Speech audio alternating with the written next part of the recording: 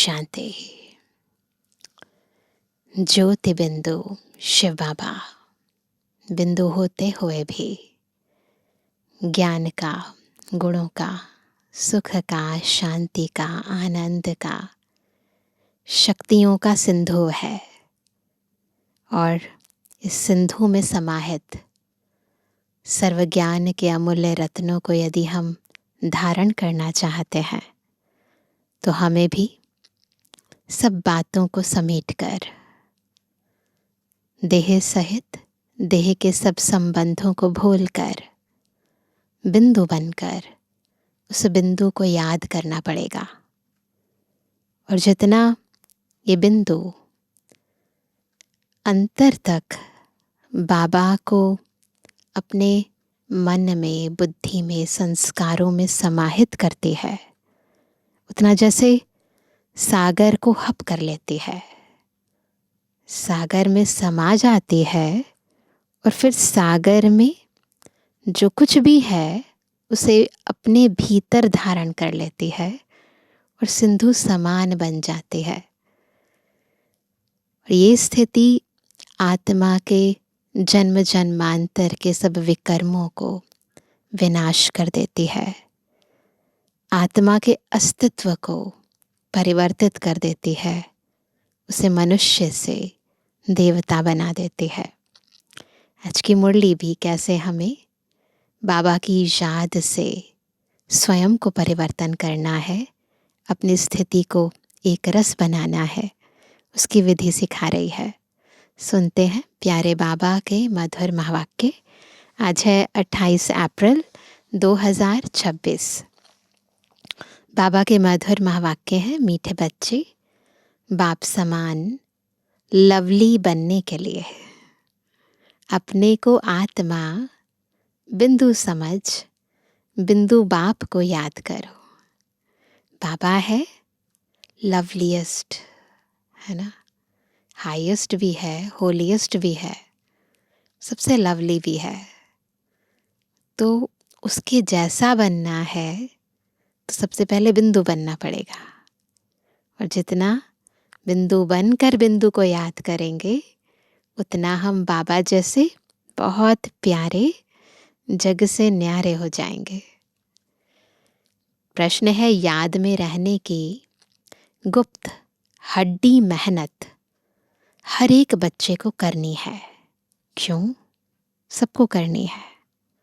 उत्तर है क्योंकि याद के बगैर आत्मा पाप आत्मा से पुण्य आत्मा नहीं बन सकती। जब गुप्त याद में रहे, देही अभिमानी बने, तब विकर्म विनाश हो।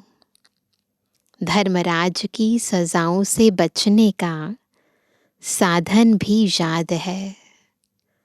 माया के तूफान याद में ही विघ्न डालते हैं, इसलिए याद की गुप्त मेहनत करो, तभी लक्ष्मी नारायण जैसा लवली बन सकेंगे। तो ये मेहनत है पर गुप्त है ना, किसी को नहीं पता हम मन और बुद्धि से किसको याद कर रहे हैं, गुप्त है। तो ये मेहनत गुप्त रीति ही करनी है। जितना दिखाएंगे उतना देह अभिमान भी आएगा और दूसरे भी जब देखते हैं तो बार बार उनके संकल्प भी चलते हैं, देखो ये सारा दिन बैठता है।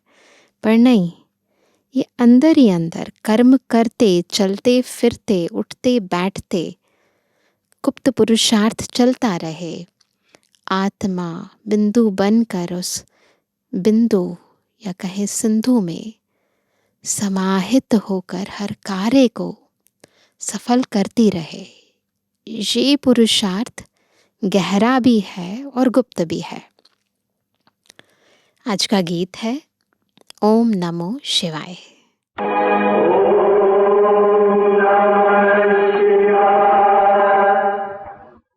तुमात सहायक स्वामी सखा, तुम ही सबके रखवारे हो।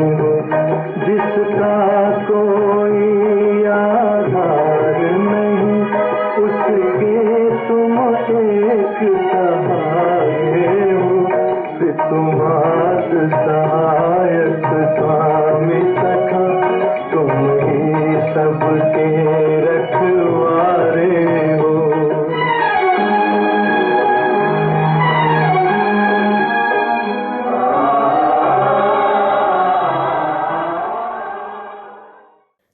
शांति। यह महिमा है सबके बाप की, है ना। पितुमात सहायक स्वामी सखा, तुम ही जग के रखवाले हो। तो ये किसकी महिमा है? सबके बाप की। याद किया जाता है भगवान अर्थात बाप को।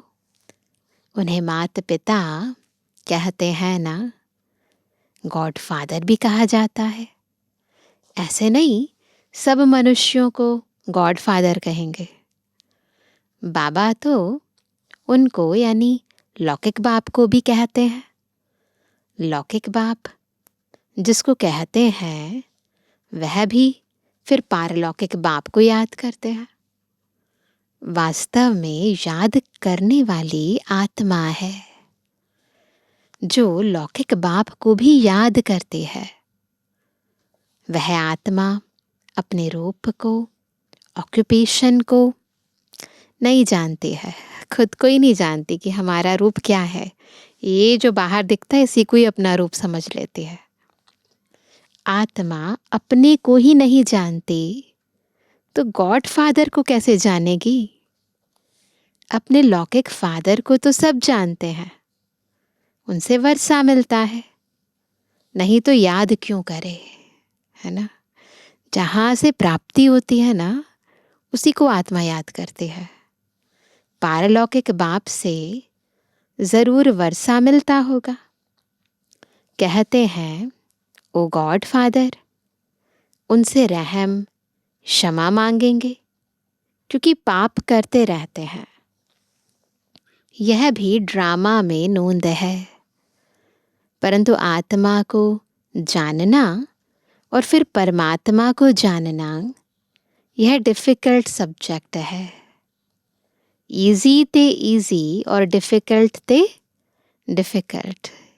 सबसे सहज भी यही है, सबसे कठिन भी यही है। अगर आत्मा समझते हैं तो ईजी है, देह भान में है तो बहुत डिफ़िकल्ट है। भल कितना भी साइंस आदि सीखते हैं जिससे मून तक चले जाते हैं, तो भी इस नॉलेज के आगे वह तुच्छ है। अपने को और बाप को जानना बड़ा मुश्किल है ना। देखो गाँव की ऐसी माताएं जो पढ़ी लिखी भी नहीं है, उन्होंने बाबा को जान लिया तो देखो साइंटिस्ट से भी ज़्यादा उनकी बुद्धि सूक्ष्म हुई ना, पावरफुल हुई ना। तो इतना सबसे कठिन कार्य कि भगवान जिसको सारी दुनिया नहीं जान सकी उनको जान लिया। जो भी बच्चे अपने को ब्रह्मा कुमार कुमारी कहलाते हैं वह भी अपने को आत्मा निश्चय करें। मैं आत्मा बिंदी हूँ, हमारा बाप भी बिंदी है, यह भूल जाते हैं। यह है डिफ़िकल्ट सब्जेक्ट, है ना। कहाँ तो इतने विस्तार में और कहाँ इतनी सी बिंदु। तो फैलाना तो आसान हो गया है, पर समेटना ये सबके लिए डिफ़िकल्ट है। अपने को आत्मा भी भूल जाते और बाप को याद करना भी भूल जाते। देही अभिमानी बनने का अभ्यास नहीं है। क्यों भूल जाते?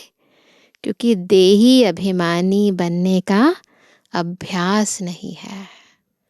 बॉडी कॉन्शियसनेस का बहुत अच्छा सा अभ्यास किया है, करा भी है और करवाया भी है सभी ने, है ना। छोटा बच्चा होता है, उसे एक एक ऑर्गन बताते हैं, अच्छे से पक्का कराते हैं। आपका नाम ये है, आपके पिताजी का नाम ये है, इतना पक्का हो जाता है ना। सोते हुए भी कोई पूछे तो नाम याद हो जाएगा।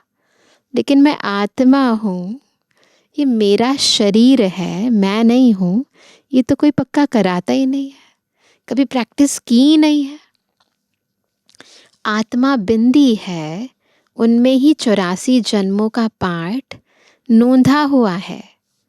जो मैं आत्मा भिन्न भिन्न शरीर ले पाठ बजाती हूँ, 84 जन्मों का पाठ नोंधा हुआ है। जैसे ही वो शरीर धारण करती है, वो पाठ के अनुसार रील ओपन हो जाती है, तो पाठ बजाने लगती है आत्मा। यह घड़ी घड़ी भूल जाता है। मुख्य बात यही समझने की है, आत्मा और परमात्मा को समझने के सिवाय बाकी नॉलेज तो सबकी बुद्धि में आ जाता है।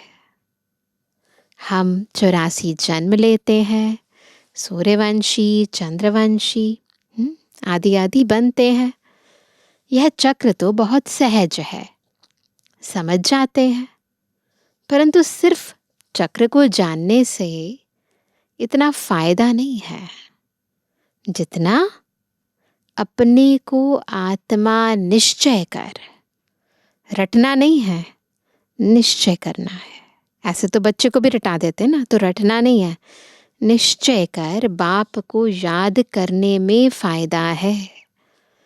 मैं आत्मा स्टार हूँ, फिर बाप भी स्टार अति सूक्ष्म है, वही सद्गति दाता है।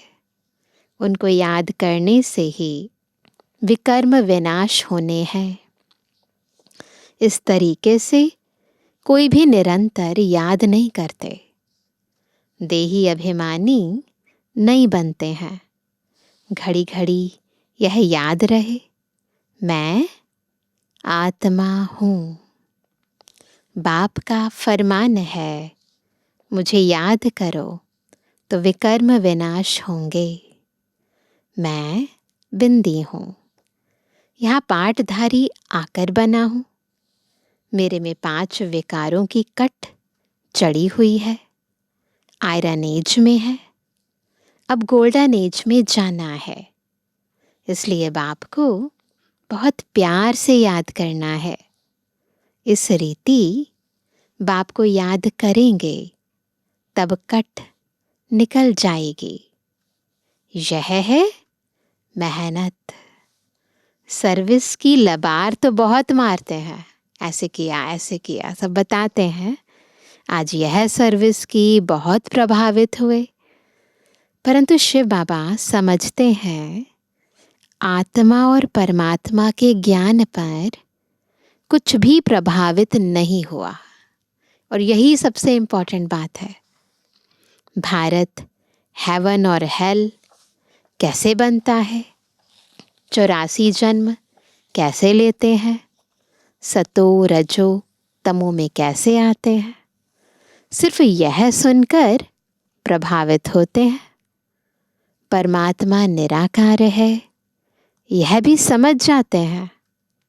बाकी मैं आत्मा हूँ, मेरे में 84 जन्मों का पाठ भरा हुआ है। बाप भी बिंदी है, उनमें सारा ज्ञान है, उनको याद करना है। यह बातें कोई भी समझते नहीं। ये सबसे महीन बातें हैं ना। मोटी मोटी बातें समझ सकते हैं, पर ये जो महीन गहरी बातें हैं, इसके लिए बुद्धि बहुत पवित्र चाहिए, महीन भी चाहिए। मुख्य बात समझते नहीं है। वर्ल्ड की हिस्ट्री, ज्योग्राफी की नॉलेज बाप ही देते हैं। गवर्नमेंट भी चाहती है कि वर्ल्ड की हिस्ट्री, ज्योग्राफी होनी चाहिए। यह तो उनसे भी सूक्ष्म बातें हैं, है ना। जो वो समझाते हैं उनसे बहुत ही सूक्ष्म बातें हैं। आत्मा भी क्या है, उनमें कैसे 84 जन्मों का पार्ट है, वह भी अविनाशी है। तो ये बातें कि आत्मा क्या है, उनमें कैसे 84 जन्मों का पार्ट है और वह भी अविनाशी है, ये बातें तो कोई बताता नहीं। यह याद करना, अपने को बिंदी समझना और बाप को याद करना जिससे विकर्म विनाश हो, इस योग में कोई भी तत्पर नहीं रहते हैं। इस याद में रहें तो बहुत लवली हो जाए, है ना। यह लक्ष्मी नारायण देखो कितने लवली हैं। यहाँ के मनुष्य तो देखो कैसे हैं, खुद भी कहते हैं हमारे में कोई गुण नाही, हम जैसे मलेच्छ हैं, आप स्वच्छ हो। जब अपने को आत्मा निश्चय कर बाप को याद करें तब सफलता मिले, नहीं तो सफलता बहुत थोड़ी मिलती है। समझते हैं हमारे में बहुत अच्छा ज्ञान है, वर्ल्ड की हिस्ट्री ज्योग्राफी हम जानते हैं, परंतु योग का चार्ट नहीं बताते हैं, है ना। मुश्किल कोई है जो इस अवस्था में रहते हैं, अर्थात अपने को आत्मा समझ बाप को याद करते हैं। तो बाबा कह रहे हैं आज, है ना, ज़्यादा सेवा करना, ज्ञान भी विस्तार से सुनाना, उनसे कोई विकर्म विनाश नहीं होते हैं। इम्पॉर्टेंट क्या है, अपने को आत्मा निश्चय करके परम पिता परमात्मा शिव बाबा को, वो जो हैं जैसे हैं वैसे उन्हें याद करना। तो बाबा कहते हैं अर्थात अपने को आत्मा समझ बाप को याद करते हैं। बहुतों को अभ्यास नहीं है। बाबा समझते हैं कि बच्चे सिर्फ ज्ञान का चक्र बुद्धि में फिराते हैं, बाकी मैं आत्मा हूँ, बाबा से हमको योग लगाना है जिससे आयरन एज से निकल गोल्डन एज में जाएंगे। मुझ आत्मा को बाप को जानना है, उसकी याद में ही रहना है। यह बहुतों का अभ्यास कम है। आते बहुत हैं, है ना, बहुत सारे भाई बहनें आते हैं, ज्ञान सुन कर जाते हैं, लेकिन कई तो समर्पित भी हो जाते हैं, लेकिन कैसे अपने को आत्मा निश्चय करना है वो काम नहीं आता है। इसलिए बाबा क्या कहते हैं, बहुत आते भी हैं, अच्छा अच्छा भी कहते हैं, बाकी उनको यह पता नहीं पड़ता कि अंदर कितनी कट लगी हुई है। ये रियलाइजेशन, इसके लिए बुद्धि बहुत महीन चाहिए। सुंदर से श्याम बन गए हैं, फिर सुंदर कैसे बने यह कोई भी नहीं जानते हैं। सिर्फ हिस्ट्री ज्योग्राफी जानने का काम नहीं है। पावन कैसे बने, सजा ना खाने का उपाय है, एक ही उपाय है, सिर्फ याद में रहना। योग ठीक नहीं होगा तो क्या होगा, अगर योग ठीक नहीं है ना, एग्जैक्ट जैसा लगाना चाहिए वैसा नहीं है, तो धर्मराज की सजाएं खाएंगे। यह बहुत बड़ी सब्जेक्ट है जिसको कोई उठा नहीं सकते। ज्ञान में अपने को मियाँ मिट्ठू समझ बैठते हैं, पॉइंट्स याद हो जाते हैं, इसमें कोई शक नहीं। मूल बात है योग की। योग में बहुत कच्चे हैं, इसलिए बाप कहते हैं खबरदार रहो, सिर्फ पंडित नहीं बनना है। पंडित क्या, केवल कथा सुनाने वाले नहीं, योगी जीवन बनानी है ना। ज्ञान और योग के बारे में केवल बताना नहीं है। मैं आत्मा हूँ, मुझे बाप को याद करना है। बाप ने फरमान दिया है मन मना भवा, यह है महामंत्र। अपने को स्टार समझ बाप को भी स्टार समझो, फिर बाप को याद करो। बाप का कोई बड़ा रूप नहीं सामने आता है, तो देही अभिमानी बनने में ही मेहनत है। विश्व के महाराजा महारानी एक बनते हैं जिनकी लाखों प्रजा बनती है। प्रजा तो बहुत है ना, हिस्ट्री ज्योग्राफी को जानना तो सहज है, परंतु जब अपने को आत्मा समझ बाप को याद करेंगे तब पावन बनेंगे।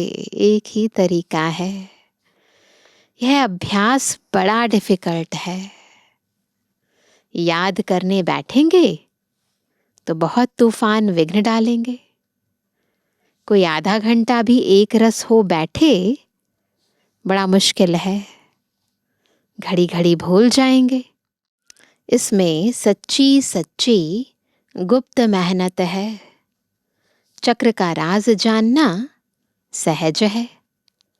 बाकी देही अभिमानी हो बाप को याद करना, यह मुश्किल कोई समझते हैं और उस एक्ट में आते हैं। बाप की याद से ही तुम पावन बनेंगे। निरोगी काया, बड़ी आयु मिलेगी। कितनी प्राप्तियां ना। सिर्फ वर्ल्ड की हिस्ट्री ज्योग्राफी समझाने से माला का दाना नहीं बन सकते। दाना बनेंगे याद से। यह मेहनत कोई से पहुंचती नहीं है। खुद भी समझते हैं कि हम याद में नहीं रहते। अच्छे अच्छे महारथी इस बात में ढीले हैं। मुख्य बात समझाना आता ही नहीं है। यह बात है भी मुश्किल। कल्प की आयु इन्होंने बड़ी कर दी है। तुम 5000 वर्ष सिद्ध करते हो, परंतु आत्मा परमात्मा का राज कुछ भी नहीं जानते हैं, याद ही नहीं करते हैं। इसलिए अवस्था डगमगाती रहती है। देह अभिमान बहुत है, अवस्था डगमगाने के ये कारण है। देही अभिमानी बने तब माला का दाना बन सके। ऐसे नहीं वर्ल्ड की हिस्ट्री ज्योग्राफी समझाते हैं इसलिए हम माला में नजदीक आ जाएंगे। नहीं, ज्ञान सुनने सुनाने से माला में नजदीक नहीं आएंगे। उसके लिए योग चाहिए। बाबा कहते हैं नहीं, आत्मा इतनी छोटी है, इसमें 84 जन्मों का पाठ भरा हुआ है। इस बात को पहले पहले बुद्धि में लाना है, फिर चक्र को याद करना है। मूल बात है योग की। योगी अवस्था चाहिए। पापात्मा से पुण्यात्मा बनना है। आत्मा पवित्र होगी याद से। एक ही तरीका है पावन होने का, एक ही तरीका है आत्मा के विकर्म विनाश होने का, पापों के दग्ध होने का, धर्मराज की सजाओं से छूटने का। क्या? योग। तो बाबा कहते हैं मुख्य बात है योग की। योगी अवस्था चाहिए। आत्मा पवित्र होगी योग से।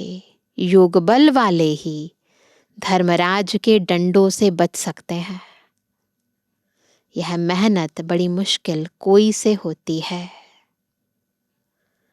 माया के तूफान भी बहुत आएंगे।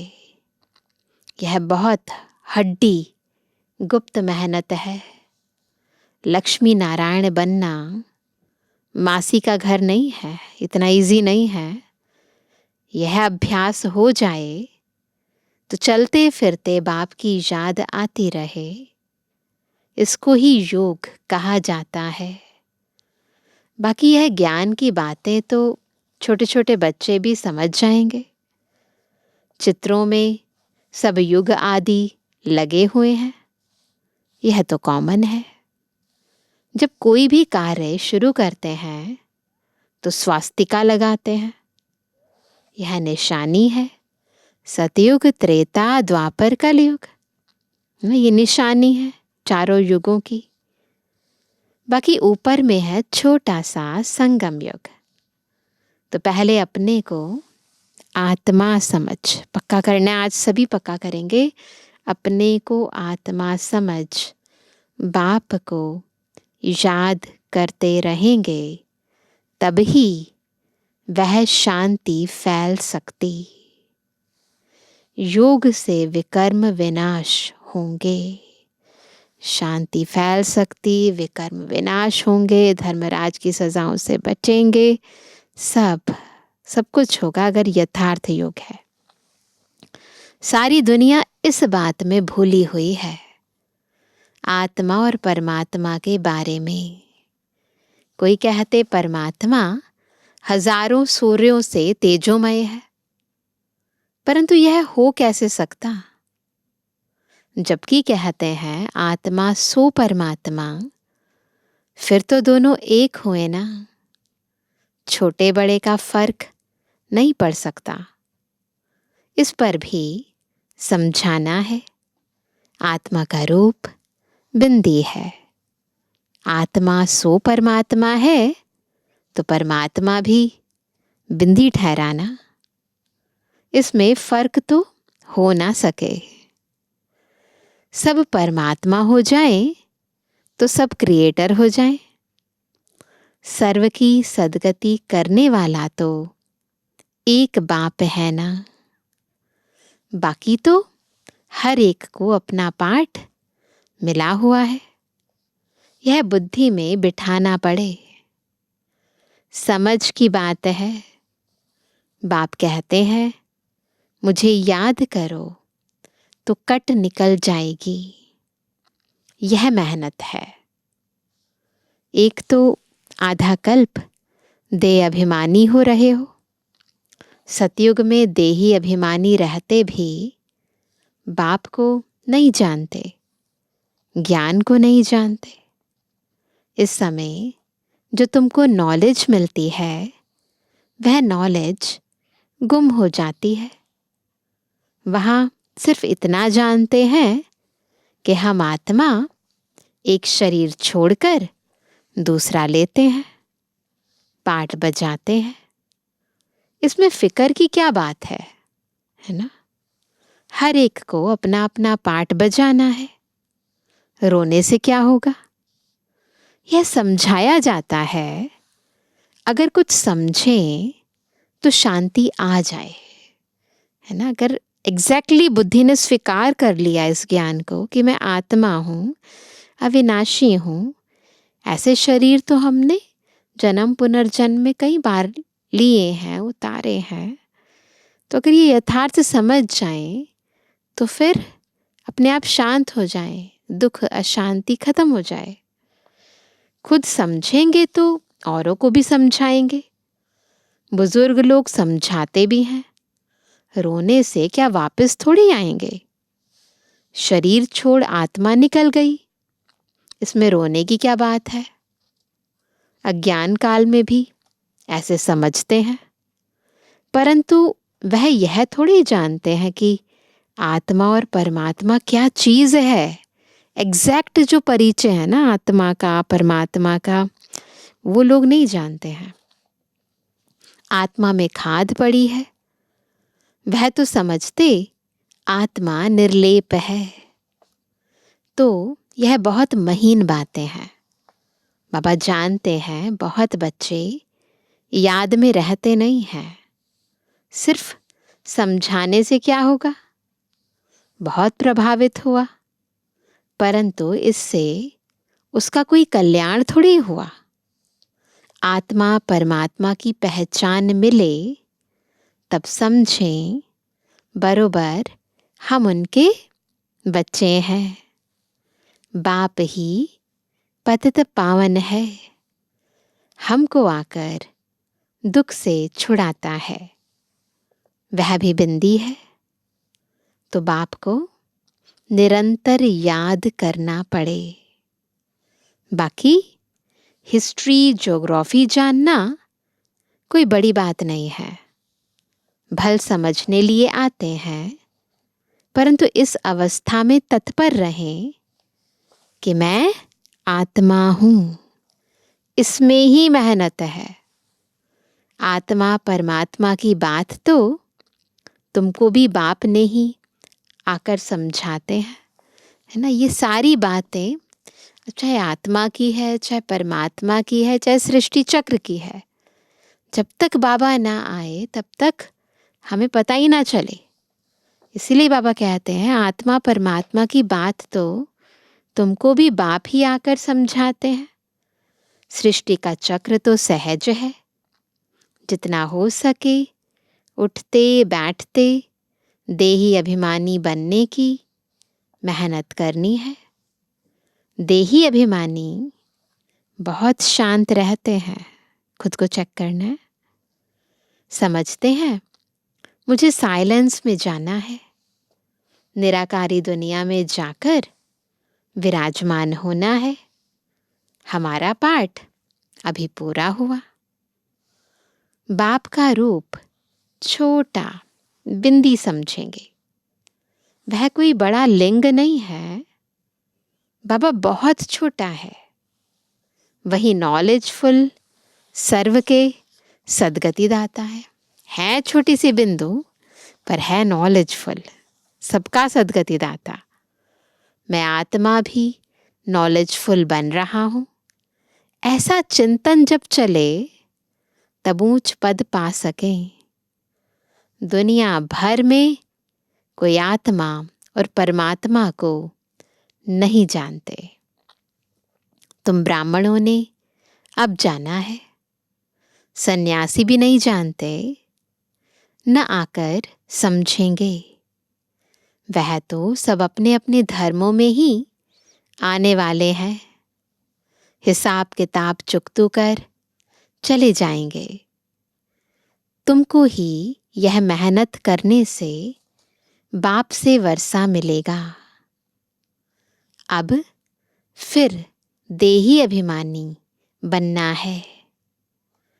दिल तो आत्मा में है ना, जो कहते हैं ना कि दिल वैसे तो बॉडी का पार्ट है, लेकिन जब हम दिल वैसे बात करते तो जो इमोशंस होते हैं ये तो सोल में ही आते हैं ना।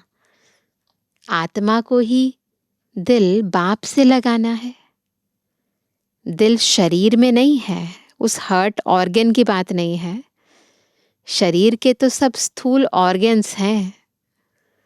दिल को लगाना यह आत्मा का काम है। अपने को आत्मा समझ फिर परमात्मा बाप से दिल लगानी है। तो ये दिल लगाने का भी तरीका यही है। पहले अपने को आत्मा समझना पड़ेगा, फिर हार्ट टू हार्ट कन्वर्सेशन होगी, है ना। जैसे दिल से दिल की बात होती है, जो आत्मा के अंदर डीप रूटेड इमोशंस में है ना, जो लव के इमोशंस हैं, वो सारे इमोशंस फिर हम बाबा को बताएंगे। तो उसके बाद दिल बाबा से लगेगी। तो बाबा कहते हैं आत्मा बहुत सूक्ष्म है। कितनी छोटी सूक्ष्म आत्मा पाठ कितना बजाते है। यह है कुदरत। इतनी छोटी चीज में कितना अविनाशी पाठ भरा हुआ है। वह कभी मिटने वाला नहीं है, बहुत सूक्ष्म है ना। कभी मिटने वाला नहीं है, बहुत सूक्ष्म पार्ट है ना। बाकी वो जो रील्स होती हैं, सीडी होती है, पेन ड्राइव्स होती हैं, कुछ भी है, उनसे कभी न कभी घिस जाएगा डाटा। पर ये आत्मा ऐसी है जिसका पार्ट न कभी घिसता है न कभी खत्म होता है। तो बाबा कहते हैं कि वह कभी मिटने वाला नहीं है, बहुत सूक्ष्म है। तुम कोशिश करेंगे तो भी बड़ी चीज याद आ जाएगी। मैं आत्मा छोटा स्टार हूं तो बाप भी छोटा है। तुम बच्चों को पहले पहले मेहनत यह करनी है। इतनी छोटी सी आत्मा ही इस समय पतित बनी है। आत्मा को पावन बनाने का पहले पहले यह उपाय है। पढ़ाई पढ़नी है, बाकी खेलना कूदना तो अलग बात है। खेलने का भी एक हुनर है। पढ़ाई से मर्तबा मिलता है, खेल कूद से मर्तबा नहीं मिलता है। खेल आदि की डिपार्टमेंट अलग होती है, उनसे ज्ञान व योग का कनेक्शन नहीं है। यह भोग आदि लगाना भी खेल है। मुख्य बात है याद की। आज सारी मुरली में बाबा ने एक ही बात पर जोर दिया है, योग लगाओ। अच्छा, मीठे मीठे कहते जवानी बच्चों पे जुबानी बाप दादा का दिल जान सको प्रेम से नंबरवार पुरुषार्थ संसार याद कर। रूहानी बच्चों की रूहानी बाप दादा को गुड मॉर्निंग, नमस्ते नमस्ते नमस्ते। धारणा के लिए मुख्य सार। पहला, धर्मराज की सजाओं से बचने के लिए याद की गुप्त मेहनत करनी है। पावन बनने का उपाय है अपने को आत्मा समझ बिंदु बाप को याद करना। दूसरा, ज्ञान में अपने आप को मियाँ मिट्ठू नहीं समझना है। एक रस अवस्था बनाने का अभ्यास करना है। बाप का जो फरमान है उसे पालन करना है। वरदान है हर कर्म करते हुए कमल आसन पर विराजमान रहने वाले सहज व निरंतर योगी भव। कैसे बनेंगे निरंतर योगी? जब कर्म करते हुए कमल आसन पर विराजमान रहेंगे, यानी न्यारे और प्यारे रहेंगे। निरंतर योग युक्त रहने के लिए कमल पुष्प के आसन पर सदा विराजमान रहो। लेकिन कमल आसन पर वही स्थित रह सकते हैं जो लाइट हैं। किसी भी प्रकार का बोझ अर्थात बंधन ना हो। मन के संकल्पों का बोझ, संस्कारों का बोझ, दुनिया के विनाशी चीज़ों की आकर्षण का बोझ, लौकिक संबंधियों की ममता का बोझ। जब यह सब बोझ खत्म हो तब कमल आसन पर विराजमान निरंतर योगी बन सकेंगे। तो निरंतर में जो अंतर आता है उनका कारण है ये सारे बोझ। तो पहले इनसे हल्का होना पड़ेगा। स्लोगन है सहनशीलता का गुण धारण कर लो तो असत्यता का सहारा नहीं लेना पड़ेगा। सहनशीलता का गुण धारण कर लो तो असत्यता का सहारा नहीं लेना पड़ेगा। नहीं तो बात बात पर झूठ बोलना पड़ेगा। आज का व्यक्त इशारा, महान बनने के लिए मधुरता और नम्रता का गुण धारण करो। किसके संस्कार सरल मधुर होते हैं तो वह संस्कार स्वरूप में आते हैं। जब संस्कार बाप दादा के समान बन जाएंगे तो बाप दादा के स्वरूप सभी को देखने में आएंगे। जैसे बाप दादा वैसे हूबहू, वही गुण, वही कर्तव्य, वही बोल, वही संकल्प अनुभव होंगे। सभी के मुख से निकलेगा, यह तो वही लगते हैं जिनकी यादगारें हमने बनाई, जिनकी हमने पूजा की। सब पहचान जाएंगे हमें कि हम वास्तव में कौन सी आत्माएं हैं। तो इसलिए बार बार बाबा कहते हैं मधुरता और नम्रता का गुण धारण करो। अच्छा, ओम शांति।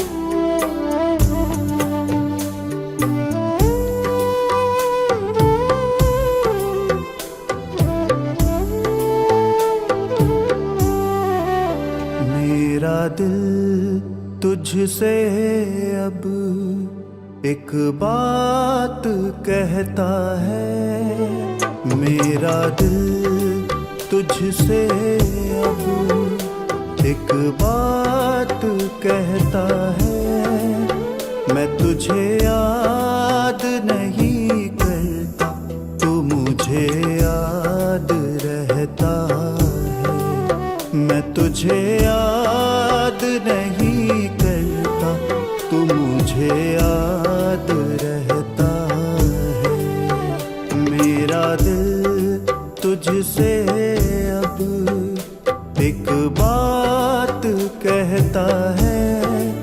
मैं तुझे याद नहीं करता, मुझे याद रहता है, मैं तुझे याद नहीं करता, तू मुझे याद रहता है।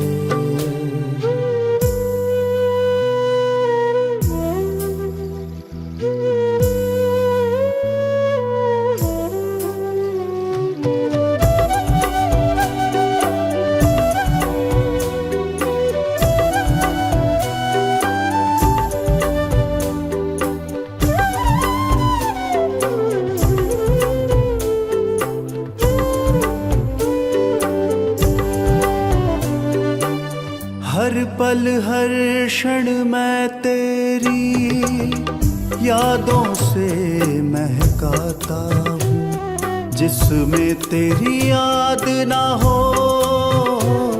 वो श्वास ना ले पाता हूँ।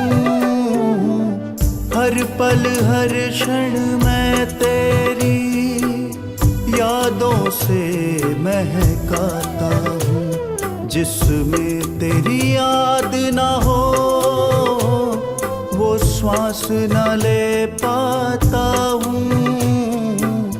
भूलूं कैसे उसको जो रग रग में बहता है, मैं तुझे याद नहीं करता, तू मुझे याद रहता है। मैं तुझे याद नहीं करता, तू मुझे याद रहता है।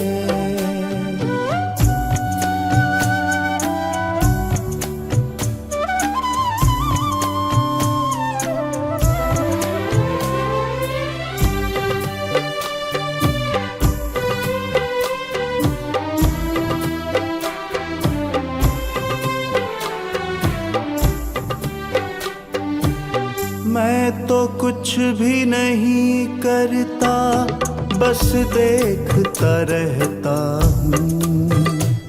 मेरे ख्याल भी तू सुनता, मैं तो मौन रहता हूँ।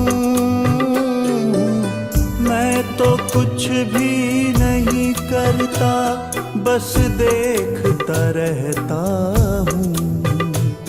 मेरे ख्याल भी तू सुनता, मैं तो मौन रहता हूँ। मेरे ऊपर हरदम तेरा हाथ रहता है, मैं तुझे याद नहीं करता, तू मुझे याद रहता है। मैं तुझे याद नहीं करता, तू मुझे याद रहता है।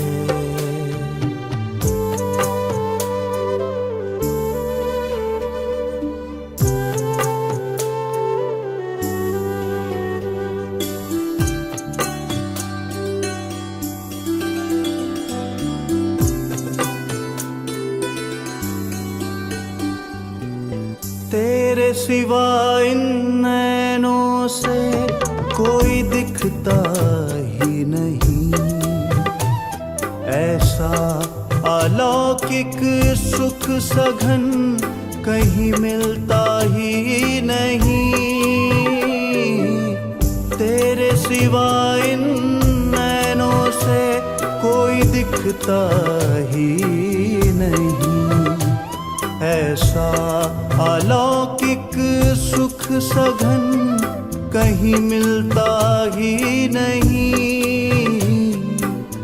तेरे प्रेम का झरना मेरे दिल में बहता है, मैं तुझे याद नहीं करता, तू मुझे याद रहता है। मैं तुझे याद नहीं करता, तू मुझे याद रहता है।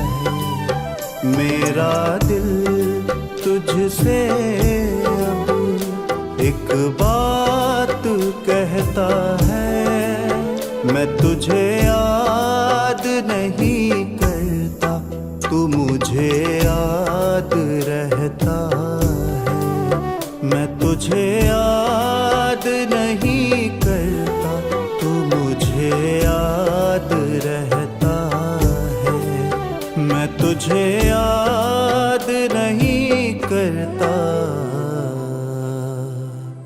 तू मुझे याद रहता है।